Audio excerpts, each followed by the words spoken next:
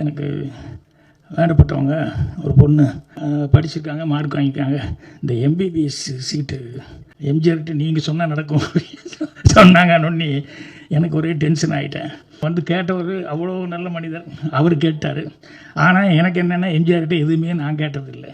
எனக்கு கேட்ட மரியாதை போயிடும் அப்படின்னு சொல்லிட்டு நான் போய் எனக்கு இது வேணுங்க அது வேணுங்கன்னு ஒரு நாள் நான் கேட்டதே இல்லை. இப்போ எம்ஜிஆர்கிட்ட எப்படி போய் நான் நிற்கிறது? அது எம்பிபிஎஸ் சீட்டுங்கிறது எவ்வளோ இது, அதுக்கு எவ்வளோ மரியாதைகள் இருக்கணும், மார்க் எவ்வளோ இருக்கணும், இதை எப்படிடா சொல்கிறதுன்னு எனக்கு தெரியல.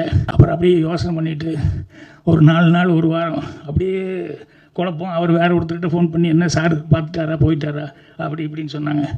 கடைசியில் இவருக்காக, இந்த நல்ல மனிதருக்காக போய் சொன்னால் தப்பு இல்லை. ஆனால் என்னென்னா அது ரீசனபுளாக இருந்தால் செய்யுங்க அப்படின்னு சொல்லி அட்லீஸ்ட் அவர் பார்வைக்காவது எடுத்துகிட்டு போய் வச்சிடலாம்.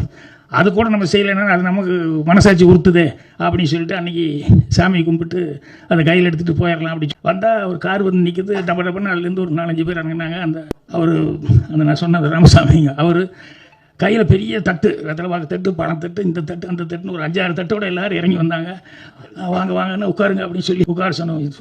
உங்களை மாதிரி ஒரு நான் எப்படி நன்றி சொல்கிறதுனே தெரியல. ஒழுங்கா அந்த பொண்ணை கால் விழு அப்படி இப்படின்னு எல்லாம் என்னென்னா சீட்டு கிடச்சிருச்சு. நீங்கள் எவ்வளோ ஒரு இது சொல்லியிருந்தா உங்கள் மனசுக்கு என்ன எனக்கு எப்படி இருந்திருக்கு பாருங்க. அவ்வளோ சந்தோஷப்பட்டு ஏதோ நான் சொன்னதுனால தான் எம்ஜிஆர்கிட்ட இருந்து சீட்டு உடனே கிடச்சிருச்சு அப்படின்னு நினச்சிட்டாங்க. ஆனால் மார்க் மெரிட்டில் வந்து அது வந்துருச்சு.